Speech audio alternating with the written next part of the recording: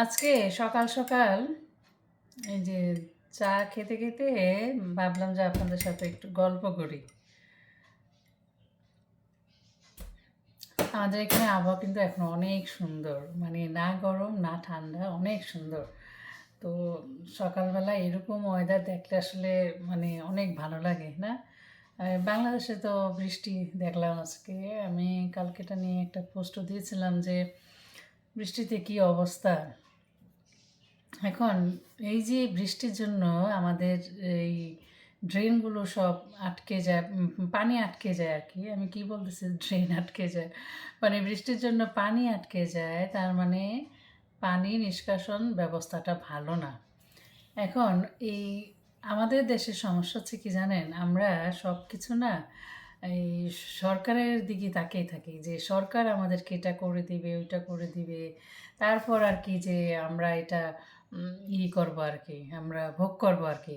তো একটা দেশের জনগণ যদি সচেতন না হয়, বিশ্বাস করেন সেই দেশের উন্নয়ন বা সেই দেশের জাতি কখনো উন্নত একটা জাতি হিসাবে গড়ে উঠবে না। এটা একদম সত্যি কথা। আপনার দেশের জনগণ সচেতন না, তাহলে আপনি কীভাবে কী করবেন? কিচ্ছু করার নাই।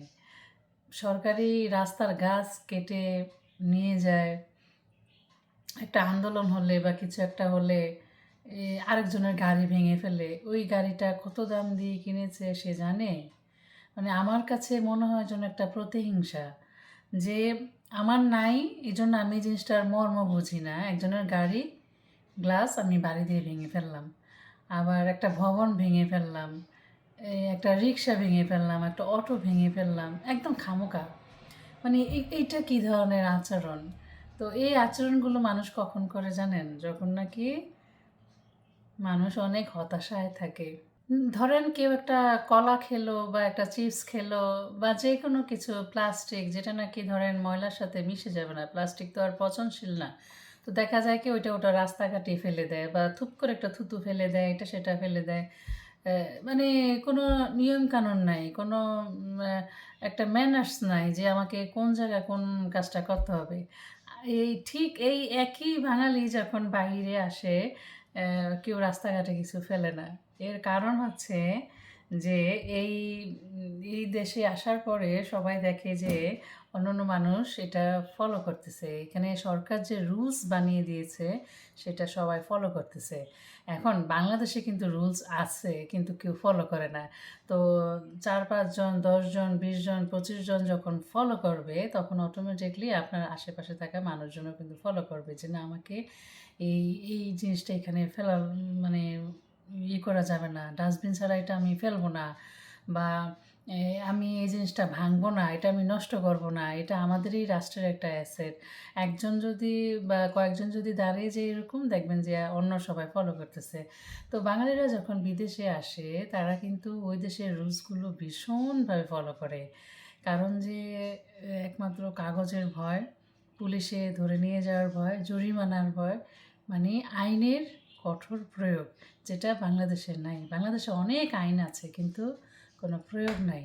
আর এই জন্যই এই যে বৃষ্টিতে ভিজে, বৃষ্টির পানি জমে কোমর সমান পানি হয়ে গেছে একটা মেগা সিটি, যেটা নাকি এখন আবার ঘোষণা দিয়েছে যে এই বসবাসের অযোগ্য ৩ নম্বরে আছে। এটা নিয়ে কারো কোনো মাথা ব্যথা নাই, সরকারেরও নাই, জনগণেরও নাই। আর সবচেয়ে বড় কথা কি জানেন?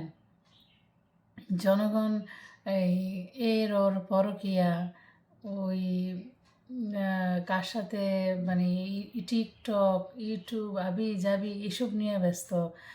একটা জেনারেশনও এখন কিন্তু সেম অবস্থা। আর সবাই রাজনীতি করবে, রাজনীতিবিদ হবে।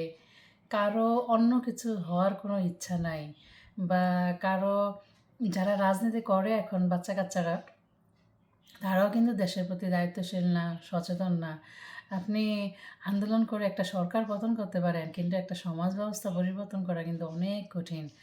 আর লোভ, একটা লোভ যদি আপনার ভিতরে ঢুকে যায়, ওই লোভটা থেকে বের হয়ে আসা কিন্তু অনেক কঠিন।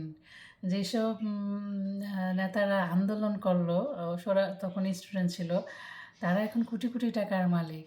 ভাই, আলাদিনের চেরাগের মতো অবস্থা, মানে একটা আলাদিনের চেরাগ পাইছে যেটা নাকি তাদেরকে সব ধন সম্পদ দিয়ে গেল আর কি। কী কী এক অবস্থা! তো আগের যেই রাজনীতিবিদরা ছিল তাদের কোনো কিছু ভালো না। তাদেরকে তাড়িয়ে নতুন একটা বন্দোবস্ত আনার চেষ্টা করা হয়েছিল। তো ওটার রেজাল্ট কিন্তু 0। এর কারণ হচ্ছে দেশে আইনের প্রয়োগ নাই। সরকার কঠোর না। সরকার ওই এদেরকেই লালন পালন করে আর কি। তো ওই বাংলাদেশের মানুষের এই যেই কপাল, যেই লাউ সেই কদু। সব রসুনের এক জায়গায় থাকে। বাংলাদেশের সব রাজনীতিবিদরা সব একই জায়গায় থাকে। এখন এই জনগণের উপরে যে দায়িত্ব ছিল, জনগণও সচেতন না। সব কিছু মিলিয়ে একটা লেজে-গোবরা অবস্থা আর কি। আমাদের জনগণও দেখা যায় যে যখন ডাক দেয় রাস্তায় নেমে যায়। এর আগে পিছনের ঘটনা কী বা এটা আসলেই কোনো যৌক্তিক ব্যাপার কি না, এটা কিন্তু মানুষ বিবেচনা করে না। কারণ যে আমরা ভীষণ আবেগপ্রবণ। আমাদেরকে কেউ একজন বলল যে ওইখানে তো এই ঘটনা ঘটেছে। এখন এটা সত্যতা যাচাই না করে আমরা ওইটার পেছনে কিন্তু দৌড়াতে থাকি। এই ২৪ সালে এমন অনেক ঘটনা ঘটেছে যে ২৪ সালের পরে যে কে যে কোন মিটিংয়ে আসছে, কেন আসছে তারা নিজেরাও জানে না আর কি। তো খুবই হাস্যকর ব্যাপার আর কি। তো এখন মাঝে, মাঝে আমরা যারা বাইরে থাকি আসলে আমরা দূরে থাকলেও দেশের প্রতি আমাদের একটা আ টান কিন্তু আছে। আমরা বাংলাদেশের নাগরিক এখনো। আমাদের কিন্তু খারাপ লাগে দেশের এই অবস্থা দেখলে। আর সবচেয়ে মজার ব্যাপার হচ্ছে যে এখন আপনার মানে ছবি কখন যে কে কোন কাজে লাগিয়ে দেয় বোঝা বড় মুশকিল।